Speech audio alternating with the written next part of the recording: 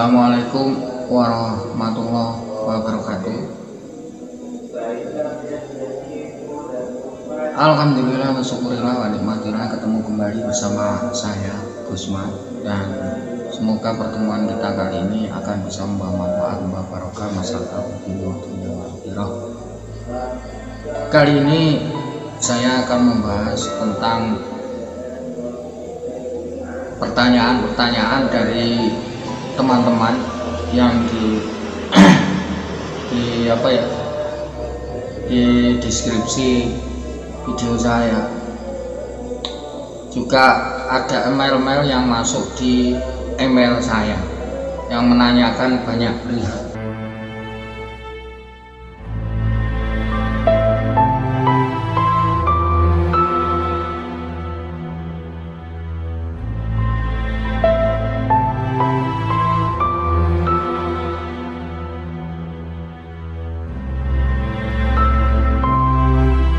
Tolong sama bacanya, Mbak. Pertanyaannya apa ya? Apakah setan dan jin sekarang di penjara?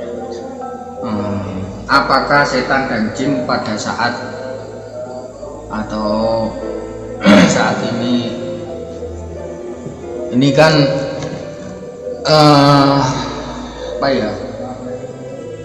ini kan bulan suci Ramadan. Apakah setan dan jin di penjara? Pertanyaannya sangat simpel.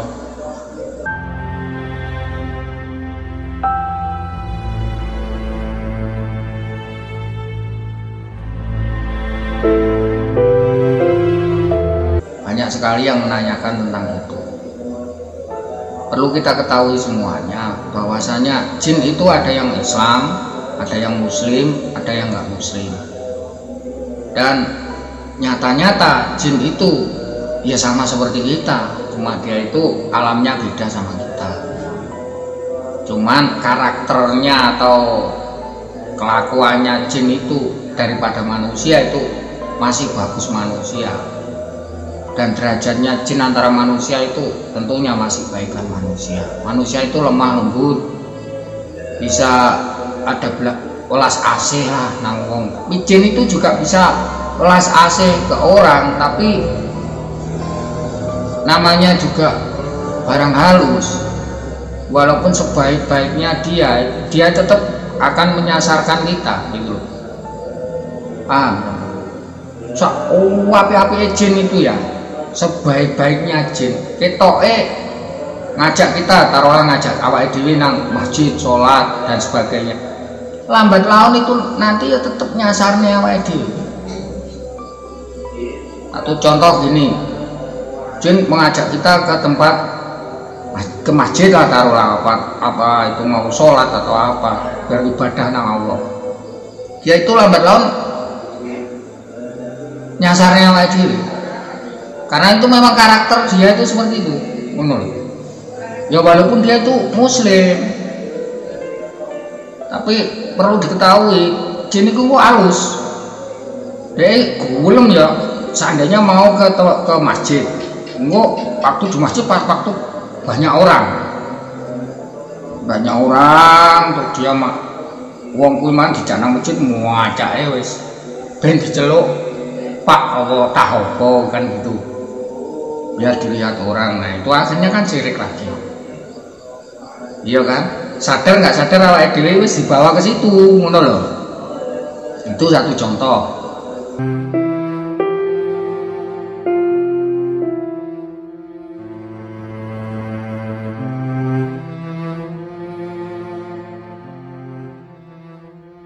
Ada orang lagi kemasukan jin, ya lah, dimasuki jin.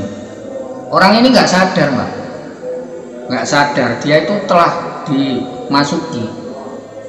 Satu contoh, saat kita mau ke masjid atau ke apa, tahu-tahu kita itu ngantuknya bukan main, ya kan? Nah itu kalau kita lihat-lihat loh, biasanya yang mengetahui itu orang lain loh. Orang ini kok biasanya begini karakternya, kok tahu-tahu begini, kan ada sesuatu juga di situ. Ada unsur gini, kok gak biasa nih. Biasanya kan nyantai biasa. ya seperti umumnya manusia biasa. Dan ketika saat itu lain, dia karakternya udah lain. Ini perlu disingkapi, perlu waspada kita, karena barang-barang seperti itu ya seperti itu. Karena nafsu kita ya ada ya yang mengatakan itu karena nafsu kita. Biasanya kita ini kan bersinggungan dari hal-hal seperti itu, mau gelem gak terus bersinggungan. Terus ada yang menanyakan, Gus, saya mengetahui anak kiai kok sampai duwe murid jin, nah, kan gitu ya. Memang ada. Di santri jin, di murid jin yang nggak kelihatan mata atau yang nggak kasat mata itu memang ada. Tapi barang-barang gaib itu dia itu kagum sama si orang ini. Intinya kagum dengan keilmuan orang ini. Terus akhirnya dia mengguru ke situ menjadi murid. Tapi ya kalau sudah memiliki murid seperti itu, kita harus berhati-hati yang bisa membentengi diri kita. Karena murid-murid seperti itu akan nyasar mau alon-alon ya. Ada yang buat juga ada, tapi sebaik-baiknya makhluk seperti itu tetap aja kita harus berhati-hati. Ini satu contoh. Terus apalagi Bang? Ini tak bahas kan jin, setan ya, setan apa? Setan dan jin. Nah, setan. Sekarang setan itu ya ada kan yang mengatakan setan itu ya di diri kita.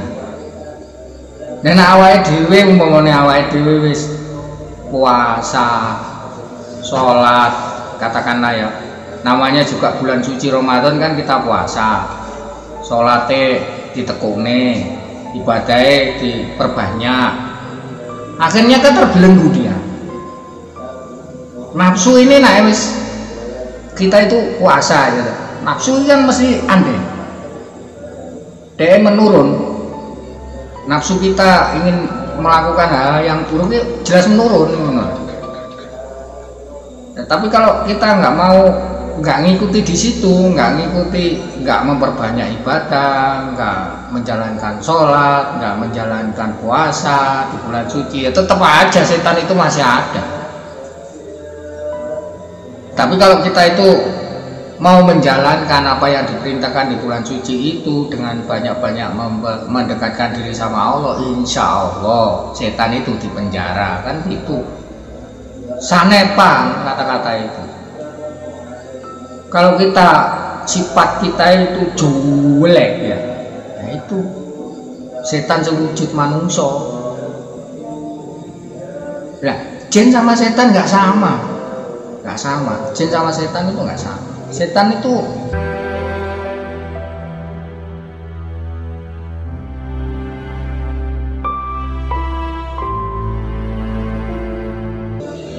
ya itulah, pokoknya kita ya berbuat yang paling jelek, yang sifat-sifat yang paling jelek ya wis bisa diumpamakan itulah setan gitu. Tapi apakah itu setan? Setan itu ada tempatnya masing-masing. Jin juga begitu, ada alamnya masing-masing. Kalau kita mau menjalankan ibadah dengan bagus di bulan suci Ramadan, insya Allah itu setan nggak bakal bisa masuk ke diri kita. Intinya di penjara itu mau apa dikerangkeng lah. Tapi kalau kita lepas di bulan suci Ramadan kan kita biasa lagi. Nah itu setan juga biasa lagi, menggoda manusia dengan mudah, karena kita sering lupa kan, tidak menjalankan puasa atau apa kan. Kalau di bulan suci ini kan kita yang jelas menjalankan ibadah puasa itu. Puasa kan kita mengekang hawa nafsu kita kan, otomatis setan nggak bisa. Ya itu kembali lagi kepada diri kita masing-masing. Kita itu mau bisa mengendalikan hawa nafsu kita apa ora. nggak bisa mengendalikan hawa nafsu kita, ya tetap aja setan tetap ganggu. Gitu loh. Jangan diartikan yang setan itu di penjara ya. Penjaranya yang gimana kalau kita tetap perbuatannya kita seperti yang dulu ya, tetap aja setan tetap bodoh gitu. Tapi kalau di bulan suci Ramadan kita itu mau lebih mendekatkan diri sama Allah, ya pasti setan itu akan dipenjara karena nggak bisa ganggu, karena kita sudah ngenepno nafsunya awake dengan berpuasa, banyak-banyak berzikir sama Allah, kan mengharapkan Lailatul Qadar lah intinya. Nah, Lailatul Qadar itu seperti apa juga? Ya ini harus dipelajari juga. Kalau kita nggak mengerti di situ, mengharapkan Lailatul Qadar datang mamblek ya nggak bisa. Lailatul Qadar itu gimana ya? Kalau kita itu benar-benar ikhlas menjalankan puasa, menjalankan ibadah dengan khusyuk, ya gini loh, penake ngomong ngono ya Mbak ya, atau penake ngomong selama 1 tahun itu kan kita itu disibukkan dengan aktivitas yang begai, mencari uang dengan pekerjaan kita, dengan kesibukan duniawi lah. Nah, selama setahun itu sama Allah itu kan dikasih waktu. Bulan suci Ramadan itu suruh ngenepno lereng dhisik lah, taruhlah gitu loh, lereng nose awakmu kuwi wis tak wehi waktu selama itu mencari dunia lah. Nah, 1 bulan ini disuruh ya bukan berhenti ya, bukan ya, tetap aktivitas, tapi ada bulan-bulan sing memang diistimewakan. Nah, jadi ini awake dhewe nek iso kuwi ya selama 1 tahun itu ada hari yang lebih baik untuk kita mendekatkan diri, untuk mencuci yang ini loh. Sebenarnya kan mudah, simple. Mergo menungso kan manusia itu banyak hijab, banyak ditutup dengan nafsu. Sing nutupi kan mergo nafsu itu. Taruhlah kita minta sama Allah, ya Allah saya minta gini, tembus nang dhuwur apa ora tembus ke ars Gusti Allah apa enggak? Arsy Allah apa enggak? Kebanyakan enggak tembus ke sana. Dia ngawang di sini, ditutupi dengan apa ini? Nafsu itu tadi. Kepinginan sing ini. Nah, itu akhirnya enggak tembus. Lama itu nanti akhirnya lagi dikasih. Padahal kalau kita mengerti benar-benar, awake dhewe wis dikei sama Allah. Seperti tangan, kaki, mulut, hidung, mripat, mata, kuping, dan sebagainya. Ini kan kenikmatannya sudah nggak bisa diukur. Anda dikasih kaki, kita dikasih tangan, dikasih mulut, dikasih penglihatan. Untuk apa? Kan sama Allah sudah dikasih fasilitas. Dikasih fasilitas seperti itu, normal seperti itu, untuk apa? Untuk di jalan yang baik.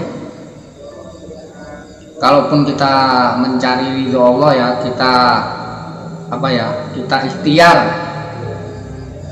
mencari nafkah. Kalau orang mencari nafkah, yang diridhoi Allah apa enggak? Apa karena nafsu kita? Kan gitu loh. Ndak pernah yang ngono to. Kon iku tak kei tak wae sepeda motor kok go nang ndi? Ngono lah, taruhlah seperti itu. Mau go maksiat ya dadi maksiat, mau go nang masjid ya dadi apik, kan gitu. Tergantung yang naiki. Kita ini dikasih meripat, dikasih telinga, hidung, dan sebagainya lah yang kita miliki, yang sempurna ini. Untuk apa? Terus ada apa lagi? Bagaimana caranya ibadah secara ikhlas? Bagaimana caranya ibadah ikhlas? Ikhlas itu mudah kita ucapkan, susah kita praktekkan. Ya, taruhlah gini, sekarang gini ya. Wes aku tak ikhlas saya, tak ibadah, nang gini atau apalah, tak coba ikhlas. Tahu-tahu kalau kita punya anak, tahu-tahu anak kita itu nggodok, ya ini saya mau gini. Nah kita ini saat itu nggak ada apa-apa, mau membelikan, ya saya belikan mainan gini. Nah padahal ayahnya nggak punya apa-apa, saat itu mau sholat. Ikhlas ini akan terganggu, mbak. Iya pora. Ya setoleh aku tak sholat, nah, taruhlah gitu ya. Tapi di angan-angan ini alam bawah sadar kita, ya Allah lagi saya nggak punya apa-apa, digoda sama anak seperti ini, harus bagaimana kan? Mesti berpikir di situ. Nah ini kan berarti apa? Kalau kita menyingkapi bahwa ini adalah Allah yang menguji seperti ini, ketingkatan keikhlasan kita. Godaan-godaan seperti itu jelas. Taruhlah gini lah, seandainya saya ini punya ya apa ya, barang-barang peninggalan zaman dulu, itu pusaka atau apa, itu jelas ada kodamnya. Saya enggak, monggo terserah, itu jelas ada kodamnya. Yang kodam di situ kan bukan diri kita, bukan malaikat atau apa, itu kan jelas barang-barang jin atau apa kan yang menempati itu. Kita bisa mengendalikan apa enggak? Ya mungkin diri kita bisa, tapi ke anak-anak kita bisa enggak? Ke keluarga kita yang lain bisa enggak? Kalau nggak bisa ya mending nggak usah kan gitu loh, mbak. Taruhlah gini loh, anak kita itu tahu-tahu ya, biasanya kita suruh terus tahu, yang memiliki seperti itu loh ya, yang memiliki benda-benda seperti itu. Oh saya sanggup Gus, udah sanggup mengendalikan. Tahu-tahu saat itu biasanya anaknya ini kalau disuruh nurut, nggih Pak, iya Pak, iya ya, nggih ya, atau iya Bu, iya Bu. Tapi pada saat itu anak ini mentengkelek. Ngerti? Mentengkelek itu ngerti? Mentengkelek itu gini, berani.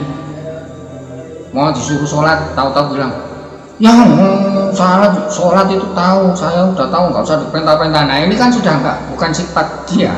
Biasanya dia itu nurut kalau disuruh begini. Ketika saat itu lain dari sifatnya, itu berarti disusupi, dikanjingi barang itu. Tahu nggak? Logikanya kan gitu. Biasanya anak ini nurut, tahu-tahu nggak nurut, berarti kodamnya ini masuk di tempat ini. Tahu kamu? Ini harus dimengerti. Oh saya ini ke gini, berarti harus di sini ini harus saya kuat. Dibentengi, anaknya dibentengi. Kalau bantah berarti itu nganjing di sini. Nggak mudah megang seperti itu, nggak mudah. Bahkan anak sing budo sampai anaknya kecelakaan. Ya itu banyak yang terjadi. Ada yang anaknya sampai gini. Nah ini kalau nggak bisa merawat seperti itu, hal benda-benda seperti itu mending nggak usah.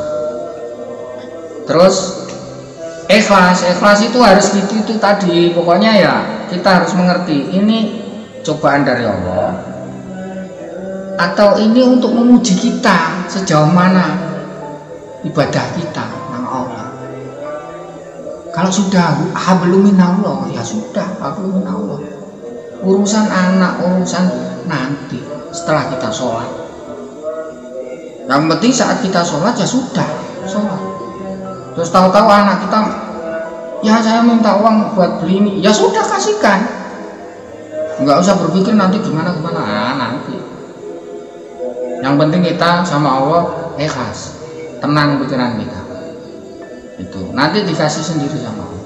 Nggak tahu jalannya dari mana. Itu mungkin sepengetahuan saya sih seperti itu. Ikhlas itu gak mudah. Hanya mengucapkan saya sudah ikhlas. Pokoknya kita ini mau zakat lah karena usurana opo-opo ke zakat, yang begawe wis wange, sesuk ke nempur ke enek, arepe sedekah. Ini diuji lagi ikhlas kita. Iya kan? Ikhlas apa enggak dikasihkan sama Allah? Kalau kamu ikhlas, insya Allah, saya nggak janji ya, insya Allah kalau betul-betul ikhlas dikasih sama Allah, diganti berlipat-lipat, tapi dengan catatan yang ikhlas lillahi ta'ala. Itu ya wis lagi apa saja yang bisa kita tingkatkan dalam bulan Ramadan? Banyak yang bisa kita tingkatkan seperti tarawih. Sudah, walaupun itu sunnah, tapi itu kan ada tuntunannya di situ. Tuntunannya seperti Rasulullah juga menjalankan sholat tarawih. Sahabat-sahabatnya kan juga menjalankan ibadah tarawih. Walaupun itu sunnah ya, walaupun itu sunnah, tapi itu di bulan suci Ramadan, bulan suci gitu loh. Bahkan itu sudah ada tuntunannya gitu. Kalau di lain-lain bulan suci seperti salat malam dan sebagainya itu kan sunah biasa.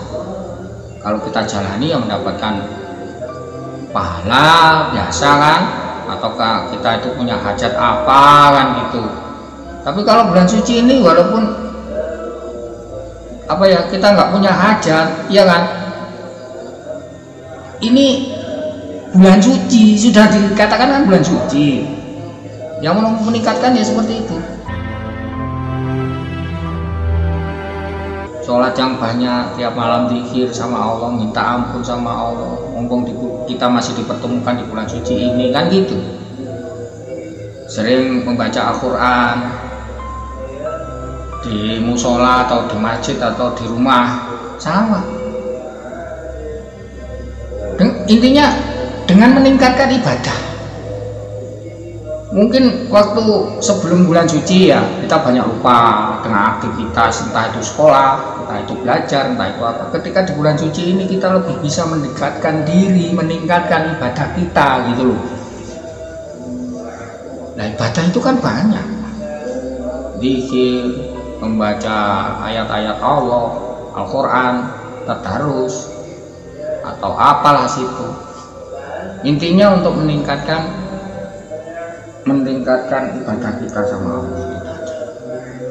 Terus sudah itu.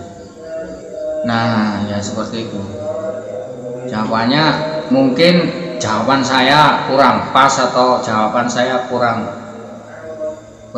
bisa mengena atau tidak sama. Namanya juga individu manusia itu kan masing-masing kan nggak sama juga, pengetahuannya juga nggak sama, keilmuannya juga nggak sama. Tapi yang intinya kita ayolah bareng-bareng mendekatkan diri sama Allah di bulan suci Ramadan ini. Semoga amal ibadah kita itu diterima Allah dan menjadi amalan yang membawa barokah untuk kita dan keluarga kita kan gitu. Iya bukan, daripada kita yang mau duduk-duduk manis di rumah nggak jelas. Yang penting menjalankan ibadah. Ataupun gini, di bulan suci Ramadan waktu siang ataupun sore, daripada kita itu jalan kemana-mana ya mencari sore lah taruhlah. Yang penting mencari sore dengan membaca Al-Quran. Ya. Kumpul sama temen itu kan ada temen yang gimana untuk apa? Nah makanya jalan-jalan itu kan tahu ini maksiatnya ini apa? telinga, maksiatnya mata. Iya kan? Kita melihat, wah itu gini. Nah, bisa menjaga apa enggak? Ingat apa enggak? Kalau nggak bisa, belum bisa menjaga seperti itu, ya jangan. Ya seperti kita, kalau kita ketemu sama teman, ayo kita gini, maaf ya, ini kan bulan suci Ramadan. Nah gitu, jadi kita itu menolak dengan santun. Maaf, bulan suci Ramadan, saya lebih baik tak gini dulu. Nanti kalau sudah nggak bulan suci Ramadan mungkin saya bisa, tapi saat bulan suci Ramadan ini mohon maaf, saya tak mending gini ya. Nak kamu gitu ya monggo, yang jelas saya seperti ini. Kita harus punya pengendalian diri, filter diri, karena maksiat di bulan suci Ramadan itu banyak, pembatalan puasa itu banyak sekali. Itu loh, ngomong sih gak mudah, tinggal ngomong aja. Apa puasa itu cukup lapar haus? Ya enggak.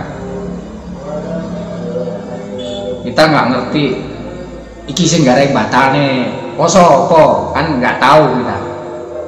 Nah, kalau sudah itu meragukan, ya mending kita nggak jalani. Mending ketemu teman di musola dengan ngaji, ngomong-ngomong yang baik. Biasanya kalau kita sudah ketemu teman itu ngomongnya wis macem-macem. Nah ini akibatnya mulut kita nggak bisa menjaga, ya kan? Daripada kita nggak bisa menjaga, keliru, akhirnya membatalkan puasa kita, mending kita menjauh dulu lah.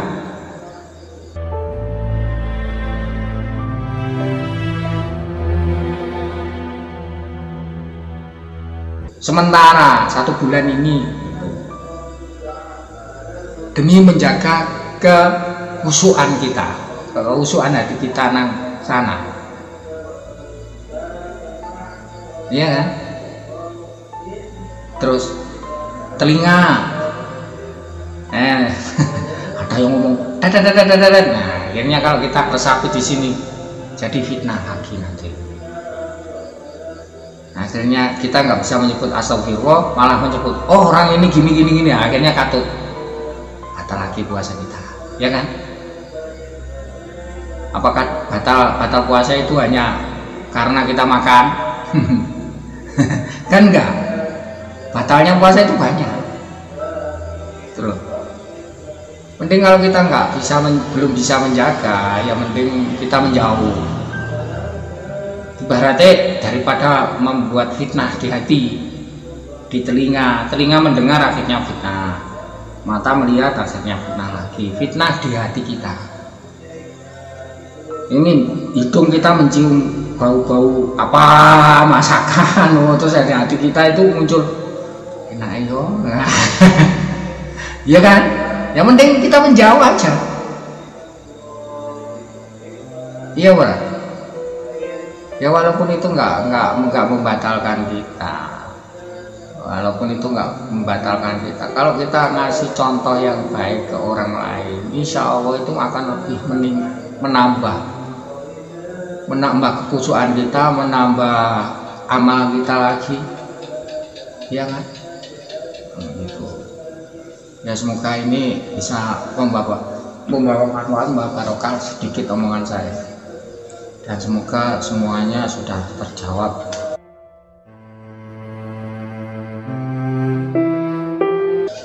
Jikapun ada kurang pas atau apa yang enggak seperti apa ya,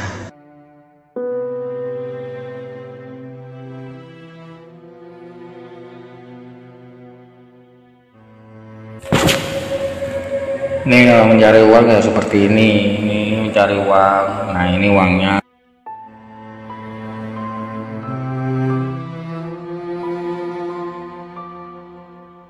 Ya ini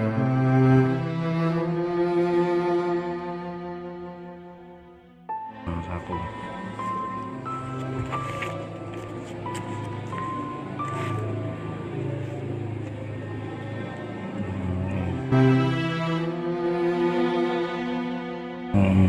masih banyak ini. Nah, ini enggak.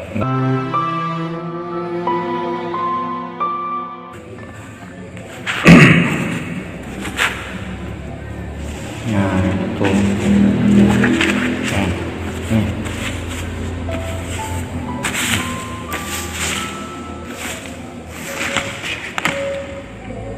Dan nanti dikira tipu-tipu. Nah, nih.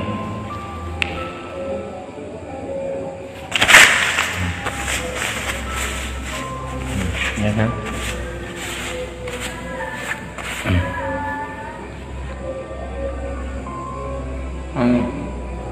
Kita nggak tipu-tipu ya. Oke, ini namanya mencari uang yang halal ya seperti ini. Walaupun susah, walaupun sedih, entah uang dari mana, yang penting halal itu aja. Saya sendiri bersama Gusmat. Nah, ini uangnya. Ini numpuk ini, banyak ini. Nah, ini. Banyak. Masih kurang. Apa masih kurang? Nah, ini. Ya kan? Matur nuwun, terima kasih. Assalamualaikum.